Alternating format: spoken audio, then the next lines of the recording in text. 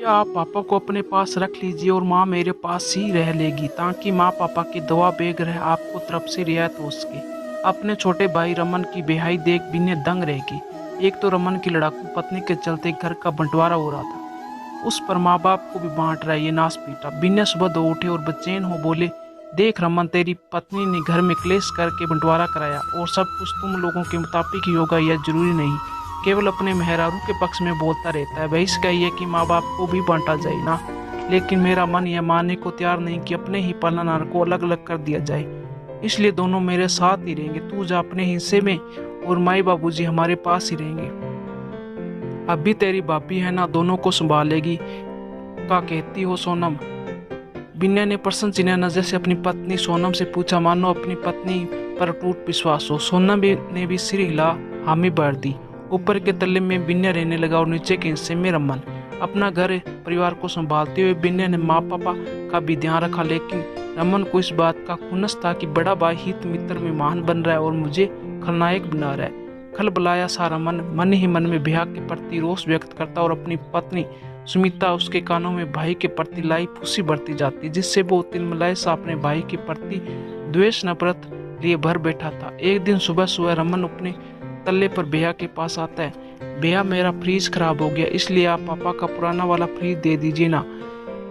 मेरा जब मन जाएगा तब उसे लौटा दूंगा। ठीक है रमन, ले जा। इस तरह हर समय कोई ना कोई बहाना बनाता और माँ बापा के खरीदे सामान को ढो ले जाता था। कहता है कि कभी टीवी खराब है, कभी पूजा के लिए पित्तल का बर्तन चाहिए, कभी कुछ भी कुछ। इस तरह सो सामान उसके हक में आ रहा था। त्रिकम सब कुछ अपने घर ले जाया। बिन्ने सब समझ रहा था, लेकिन वो अपने भाई लोभी पर प्रवृत्ति के पीछे भावज की कुबुद्धि थी जबरदस्त आत्मसात कर रही थी और रमन पत्नी के हाथों में कठपुतली बन नाच रहा था। एक दिन सुबह सुबह रोने पीटने की आवाज नीचे तल्ले से आने लगी। क्या हुआ रमन, काहे हल्ला हो रहा है? कौन रो रहा है? सब ठीक है ना बबुआ? बालकनी से झांकने पर देखा कि रमन नीचे सोया पड़ा है। उसकी पत्नी चीख चीख कर रो रही है। बिन्ने दौड़कर नीचे आए तो देखा कि रमन बेहोश है। आनंद फानंद से एम्बुलेंस बुलाकर हॉस्पिटल ले जाता है बिन्ने।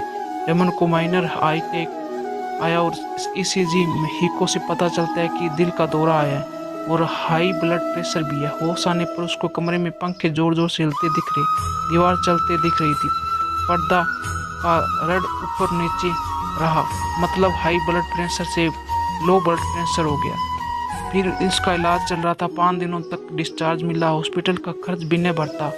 कुछ दिनों के बाद सब कुछ नॉर्मल हो गया, पर रमन अपनी पत्नी के पास आता है और हॉस्पिटल का खर्चा देने की बात करे। लेकिन बिन्ने बोले, देख रमन, तू बीमार था इसलिए मैंने अपने भाई होने का धर्म निभाया है। जैसे हमारे माँ बाप वैसे तू ही सगा है रे। बस तू खुशी से रह और अपने सेहत का ख्याल रख। बिन्ने का लाड प्यार देख रमन का मन अतिरेक स्नेह से लवरेज हो उठा। उसके हृदय में व्यतीत भी है कि एक वो नकारा दुर्जन भाई है जो बड़े भाई को हाथ करता रहा।